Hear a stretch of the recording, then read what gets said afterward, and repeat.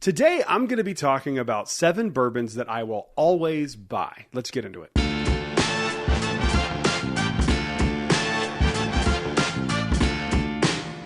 Hello everyone, welcome back to Brad's Bourbon Reviews. I'm Brad, and today, like I said in the intro, these are going to be 7 bottles of bourbon that I love so much that I will never not buy if I see them close to or near retail. I think what I'll do for the ones that are allocated is I'll give you like the highest price I would pay for that bottle. I think that only applies to really only 2 bottles on this list. So enough talking, let's get into it. First one up is Jack Daniel's Single Barrel Proofs. I am such a big Jack Daniel's fan. If you've watched my videos for any amount of time, you know I love Conviction and I love Jack Daniel's. Conviction did not make this list only because I'm sticking to things that are nationally available. Now, that doesn't mean availability, just they're going to be sitting on the shelves, but for the most part, even if they're allocated, they are available technically nationally. I adore the Single Barrel Proofs. I have yet to have one that was really bad. I've had some that were like not great, but to me, that's the fun of single barrels, like getting to try something and kind of having something a little different, a little unique every time you experience it. And for me, like there's not a better value in bourbon for these being like 60 to 75 bucks. I think they're like 75 here in Central Florida. That to me is a no-brainer. I will buy these whenever one gets like a little low. I have a few of them now, so I don't have to really worry about that as much right this second. If you've never tried these, you should absolutely try them. I know people will say they don't like Jack Daniels. This is not what you're talking about. I assume when people say they don't like Jack Daniels, they're thinking like Gentleman Jack and Old Number 7. And while I still enjoy those from time to time, I understand. Those are like cheap mixing bourbons. This right here, what's in these bottles is incredible. And this applies to the Rise as well. So again, if you haven't tried one of these, you definitely should seek one out and try to get a store pick, because the store picks are even more interesting because you get to know a store's flavor profile. It's really cool. Moving on to the next one. Another one up here that is pretty much readily available. I mean, I don't really see people saying they can't get these online, but I also don't hear people talking about them very much. This is Rebel Cask Strength. I adore these. These are picks. This one right here that I have in my hand, I have a few of these. This one is one from a few years ago at a liquor store around me named 5 Star. This one was released back in 2022. A few years old. I adore this thing. I love Rebel in general. We drink a lot of Rebel 100. That's like our go-to mixer in the house. I drink Rebel a lot. I just recently saw they have like a cask strength stave finish collection.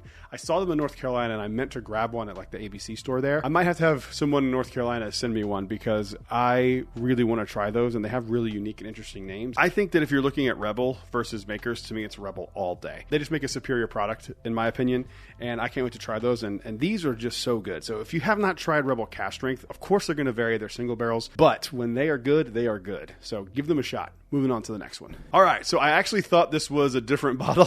So I'll stand by this. I'll stand by this, actually. This is the Wild Turkey 8-year 101 proof. I thought this was Wild Turkey 101 when I grabbed it. I'll tell you I wasn't paying attention. So I actually meant to talk about Wild Turkey 101 because I think it is just, as far as just a really solid, readily available bourbon that's good, neat, with cocktails, any way you want to drink it, that one is probably your go-to. This is the 8-year Jimmy Russell 7th anniversary, and I assume that the 8-year Wild Turkey 101s that are coming out are going to be just as good, if not better. You can't go wrong with standard Wild Turkey 101. It's 25 bucks. It is a powerhouse. Like it's probably the best value in bourbon for that price range. I will stand by this too. If I ever see any more of these Jimmy Russell 70th anniversary bottles lying around, I'm grabbing them instantly. It's one of my favorite bottles from last year, and I keep going back to it. And I just love Wild Turkey. Wild Turkey is another one of those brands where like people who are starting to get into whiskey think Wild Turkey. They think like the 80 proof Wild Turkey that you had in college that you bought and mixed with Coke and threw up one night. These are completely different, incredible whiskeys. So just keep that in mind if you're new into bourbon. Moving on to the next one.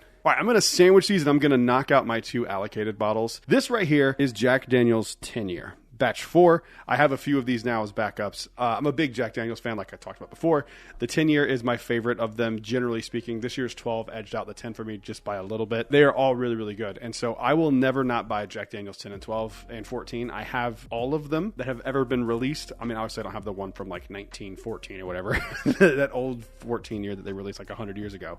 But all the modern ones, I have them all. I will buy these whenever I see them. I have a ton of them as backups anyway. But whenever I see them, around 150 bucks is like my max. If I see them for that price, I'll buy them. I think that these are incredible. They are limited releases, so anytime you can find and get like multiple of them, I like having that, so you can like enjoy one, you can drink one down a little bit, then you have a backup or 2 ready to go, so you don't have to, nurse one bottle. I really appreciate doing that with whiskeys, so I'll never not buy Jack Daniel's 10-year. Moving on to the next one. All right, and my other allocated bottle that I will never not buy if I see them. This is a no duh. If it goes for retail, I buy them. I don't care which batch it is. If it goes for up to, I would say probably up to $200 to $250, depending on the batch. And I'm talking about Stagg Junior, whatever you want to call it. I have liked all of the Stagg and Stagg Juniors that I've had that were batch products. Their barrel picks are a little different. The one I've only ever had one barrel pick, and it was not good at all. It was undrinkable. It was like 120 something proof, and it drank like it was 180 proof. Like, it was just terrible. It was overly oaked and just not good. I don't know who picked. I mean, I know where it was from, and I've said it before, but I don't really want to say it again.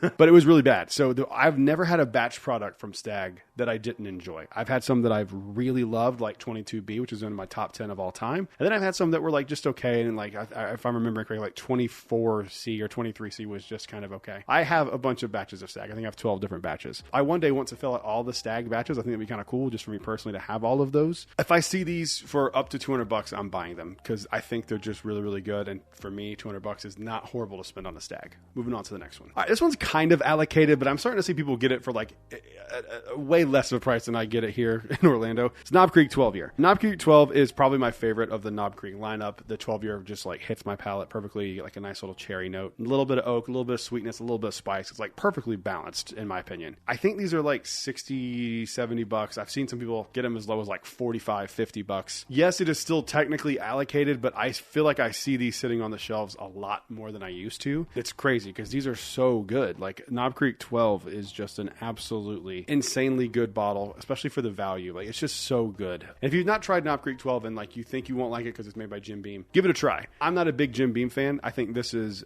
absolutely the best thing they make, generally speaking. Moving on to the last one. Wild Turkey makes incredible bourbon, and the fact to me that they've made so much of it that it's like shelf available in a lot of cases, and this one included, is insane that something is this good and is this readily available and this inexpensive. I'm talking, of course, of Wild Turkey Rare Breed. I love this bottle so much. This is the first one I bought like 3 years ago. I still have not gone through an entire bottle of it. It's just so incredibly delicious. I love it so much. It's another one for me. It's like from them. It's like it's got that Wild Turkey funkiness to it. It's got these like really good caramel and like kind of darker, leans into a little darker notes, a little bit of fruitiness in there too. I haven't had this in quite some time, but the second I'm done with this one, I'm going to be buying another one. One of the reasons why I haven't got another one yet is because I just like the old label so much more than the new one, and I really just want to keep this one on my shelf because I don't like the other one as much. And that's a really stupid reason, but I'm just being honest. I'm dumb. What can I say? For $65, the proof point, how available this is, like, this is something that I will always have on the shelf, and something I will never not buy when I need another one. I just think it's incredibly good. If you haven't tried Wild Turkey Rare Breed, do yourself a favor, Dusty, go do it. Comment down below, let me know what bottles you would never not buy. While you're down there, make sure you leave a like and subscribe. We are this close to 5,000 subscribers, and I really hope to get there sooner than later. Thank you guys for watching. I'll see you in the next one. Until then, cheers. A big thank you to all the Patreon supporters you see on screen right now.